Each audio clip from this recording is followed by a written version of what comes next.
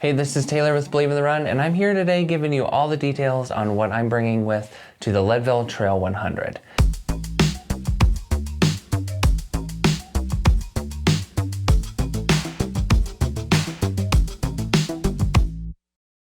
I'm not sold that running 100 miles is a good idea at all. I mean, the memories are still fresh from my last one 6 years ago, which was quite a bit different of a mountainous race than what I'm about to do. But I know Leadville is iconic for a lot of different reasons. It has a huge history, but it's also a super challenging course in its own way. One is that it's actually pretty runnable. For the most part, there's a lot of runnable sections. Most of the miles that you are on, because it is an out and back, you'll know exactly where to run. There's also a couple of massive climbs there. Power Lines is famous. There's one going into and out of Twin Lakes, and then the infamous Hope Pass, which is just a huge climb. You go up and over, and then you come back and do it again right back to Twin Lakes. And so that's a challenge. And there's also the challenge of it's all at altitude in the Rocky Mountains, so you never know what kind of weather you're gonna get. For us, it's supposed to be in the mid 60s, getting down into maybe those mid 30s in the morning or at night. And so all of that poses a challenge, and it's 100 miles. And so there's a lot of different challenges that gear can help out with. So I'm just gonna give you some of my favorite gear that I'm gonna be going with that I think will certainly help on my endeavor to do well at Leadville 100. So first stop, footwear. In this, we are gonna be there with La Sportiva.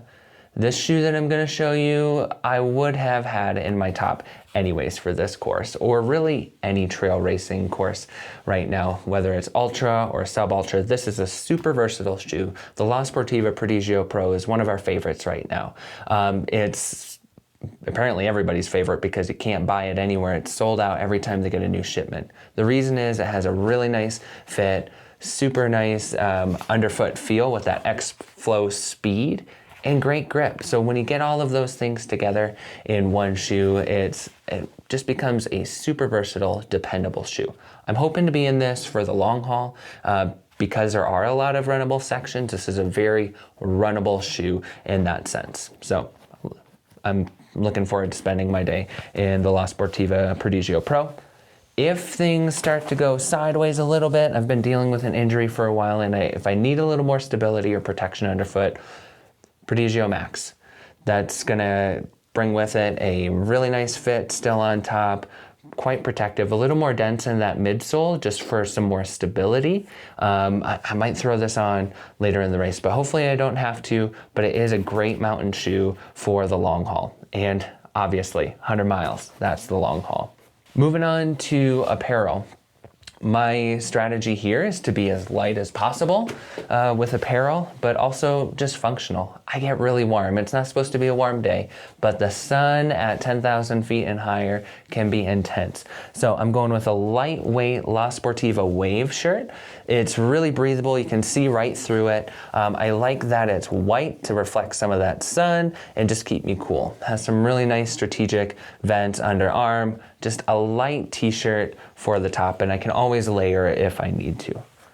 On the bottom though, I'm gonna go with these trusty, dusty John G half tights. I'm sure I won't be the only one lining up with these half tights on. They're trail specific. They have a few different pockets for everything you might need. I'm planning on just really putting nutrition and wrappers in there because I have some other things to carry my other needs, but just a really nice fit. I'm used to running in these half tights, even from running track in college, just super comfortable, lightweight again, easy choice for me. On foot for socks, Swiftwick makes some incredible socks. These are the Flight XT. They're a merino blend. I always go with that crew length sock to just protect my ankles and a little higher from all the debris. These trails won't be too rugged until I'm getting to Hope Pass. So I'm just really, these are dependable. I wear them for a lot of different things. Easy ones to put on. I'm also gonna be planning to switch socks after I get up and over Hope Pass. There's some creek crossings and I come back, I'm gonna switch some socks out for a new pair. So I have a couple of pairs of these in my bag. If things start to get pretty chilly, which I'm depending on the fact that it will, being that it's projected to be into the mid 30s possibly. I have this Peak Performance Free Light Polar Tech Crew. So it is that gridded fleece, really light and breathable, but also packs a punch in terms of warmth. I wanted the Crew just because it'd be easy to throw on, and I have some other layers I can put on that would have a hood or weather protection, but I'm just thinking of light, warmth, high performance. It's an easy choice for me again. If I need yet another layer for warmth, this is something I wear all the time, just casually. I also wear it when I'm out backpacking, or if I need something a little punchier in the winter, the Outdoor Vitals Ventus hoodie. And what I like about it, again, it has some breathability under the armpits, but it also has this synthetic blend of down on the front panel and over the shoulders. And so it's, again, packing a punch, and I like this hood. Fits around the head really nicely, especially at night if I'm having a headlamp on or something. This will just be a nice fit overall. So that's another layer for warmth. If weather gets inclement, we're talking rainy or just a lot of wind, which very well could happen on those peaks or anywhere along the course, really.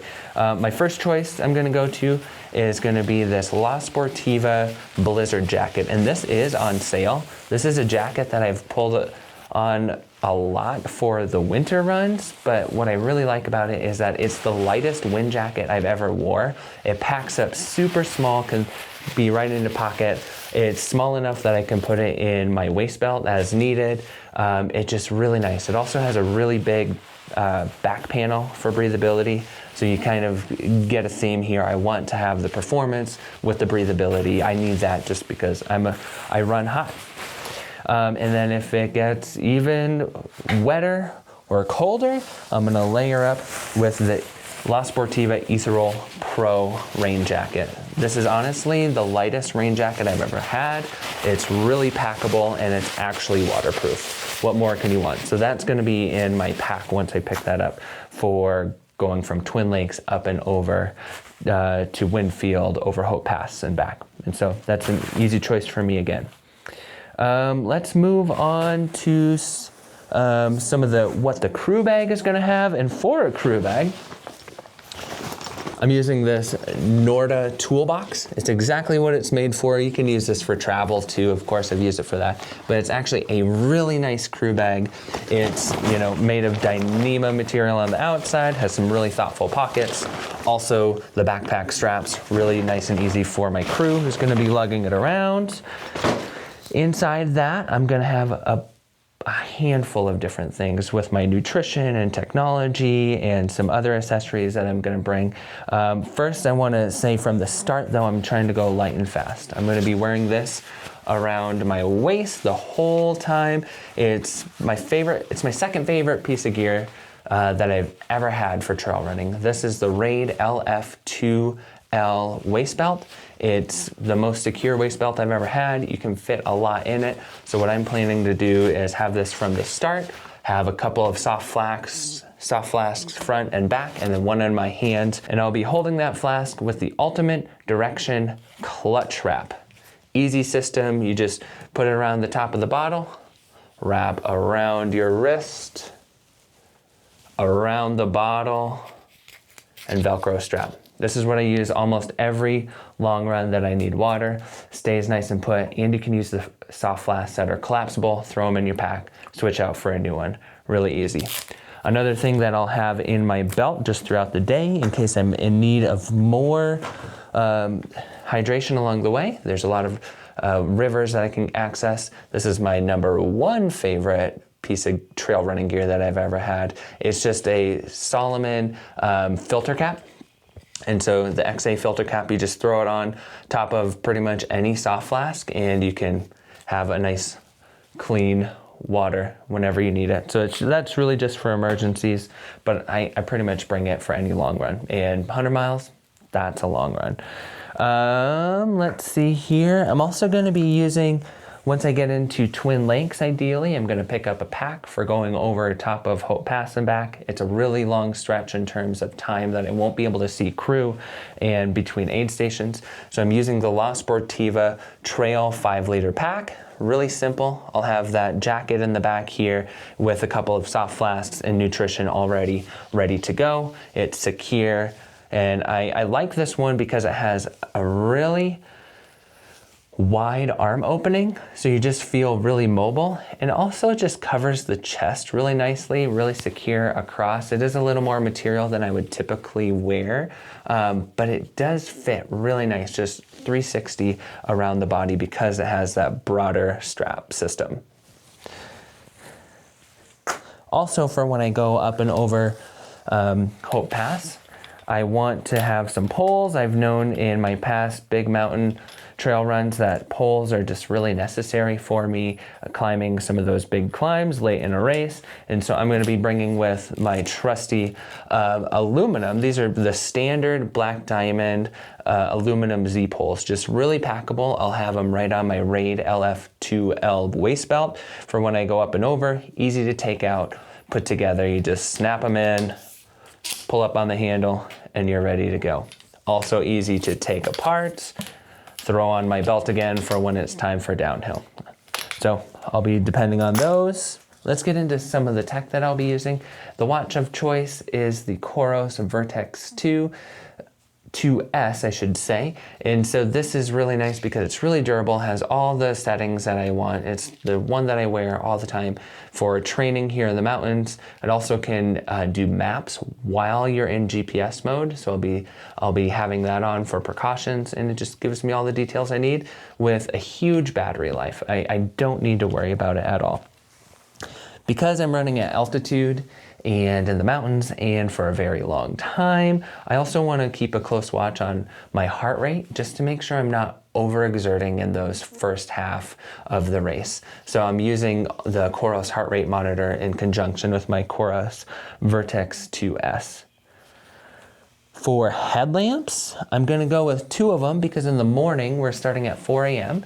and I need something that can get me through a couple hours of time before the sun really rises. And my first headlamp is going to be the Nightcore NU27. And so it's super lightweight, packs a punch of light out, and because there will be runners with me during that time, there's pretty much a steady stream of runners up until the sun rises.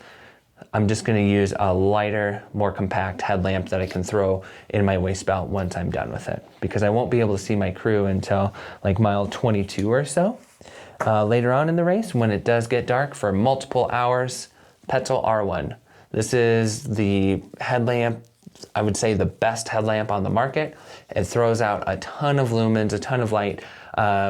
So that's one thing, you can do that for multiple hours. It also adjusts based on the light around you, and so it can save batteries that way, and also just has a bunch of different settings for whatever lighting needs you might have.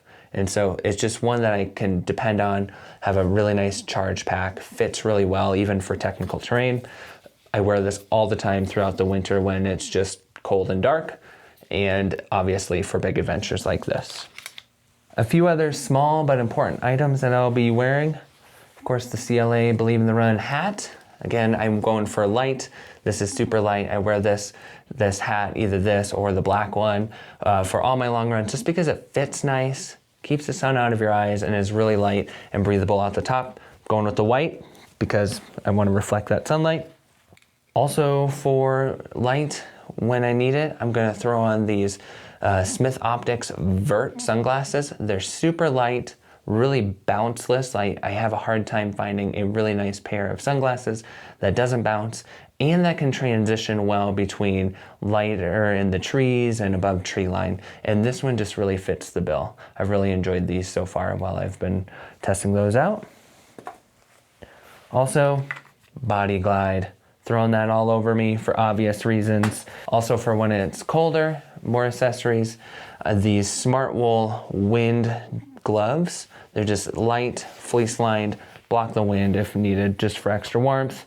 And an ode to Leadville, my favorite beanie cap to throw on is this Melanzana gridded fleece. Lightweight, easy, and maybe even use the Believe in the Run buff. Nutrition is huge on course, and really you have to have a plan to do well, especially on these types of courses where a lot of different elements will play into what nutrition you need. And so the nutrition plan I've come up with is, again, kind of that light and fast idea. The gels I'll be using are the SIS, or Science and Sport Beta Fuel. Just a lot of carbs, easy to go down, good flavors. Also in my bottles, it's been really nice for me this summer to experiment with this super high carb drink mix from scratch.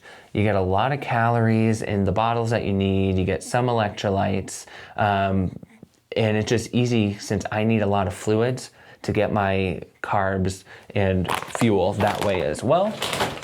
When I do need more salts, because I sweat a lot and I have a moderately high salt rate in my sweat, Element. That's an obvious choice for both before, during, and after the activity. What else am I eating? When I'm out there, I'm one who needs some just whole foods at the time too. So obviously Pop-Tarts, and I really like these Bobos PB&Js just because they have a ton of carbs. They feel good on the belly, pretty light, especially at the pace I'll be going. So I'm going to be depending on these for just some whole foods and high carbs during the race. Also, when needed, I really like the Scratch Energy Chews. Nothing like a little fruit snack along the way. A couple other secrets from me that I personally like is sometime around meal times, I really like to eat pizza on these long runs. It's just something that seems to sit well, has a bunch packed into it in terms of carbs, some fats, everything you need to really go the long haul. So I've done well with pizza. I know not everybody can. I also really like to have some bubbly water of some sort ready to go at aid stations. I like the bubbles going down, kind of easing my stomach a little bit, even though my stomach typically does pretty well on these types of outings, but it's just a refreshing feel and you get some hydration, so I like that. You can never underestimate recovery. Hoping that I finish the complete 100 miles at Leadville, I'm gonna be seeing the next day in a couple of different things. The roll recovery slides are my favorite. I wear them around all the time. One of the reasons I like these over most others is that it reminds me of Birkenstocks in terms of having a nice structured fit. Also reminds me of some of the Hoka slides that have a lot of cushion in it. So this one kind of meets in the middle between those two. And that's why I like all of those, but these are my favorite. You'll also see me in the Normatec Go sleeves for when I'm sitting around and just don't want to walk around, just a little extra comfort, active recovery.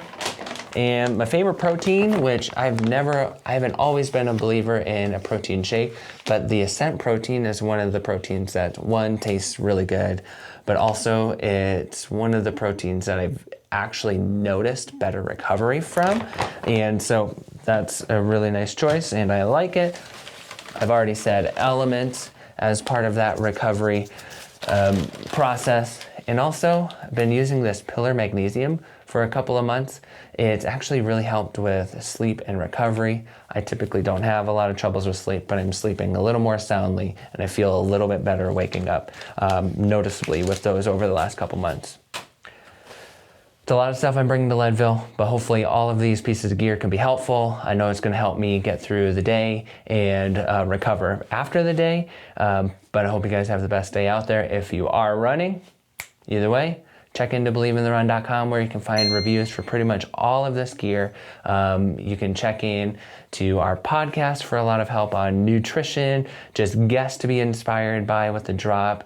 And then you can also check out the Strava group, the Instagram, all the socials. We have a lot of stuff for you to be helpful for runners. See you out there.